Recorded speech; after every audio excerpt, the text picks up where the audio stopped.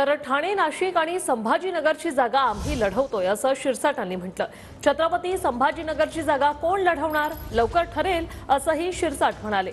तर सिंधुदुर्ग, रत्नागिरी, रायगडसाठी मित्र पक्षाचं काम करतोय असं गोगावले यांनी म्हटलं। आम्हाला गरज असणाऱ्या जागी मित्र पक्षांनी मदत करावी असंही गोगावले म्हणतात। सगळीकडे निश्चित झालेले आहेत। उमेदवार हा शोधायचा नाहीये।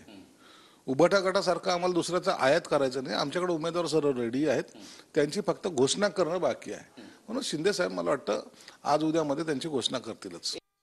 जर तुम्ही पाहिलं तर रत्नागिरीचे पण आम्ही सोडायला तयार नव्हतो, परंतु वरून आदेश आले। आमच्या किरण भैया असेल, उदय सामंत असेल, त्यांनी आजपासून त्यांचे उमेदवारी अर्ज भरून प्रचाराला पण लागले। जर त्यांच्या सीटला जर आम्ही 4 पावलं मागे सरकून जर पाठिंबा देतोय, उमेदवारी अर्ज भरायला जो प्रचाराला उतरतोय, मग त्यांनी आमच्या एखादी सीट जर असं असेल तर त्याच ताकदीने त्याच पद्धतीने त्यांनी चालावं। आता आमच्या इथं तटकरे साहेबांची सीट आहे, आम्ही पण ते करतोय ना काम। एक पाऊल पुढे टाकून आम्ही काम करतोय।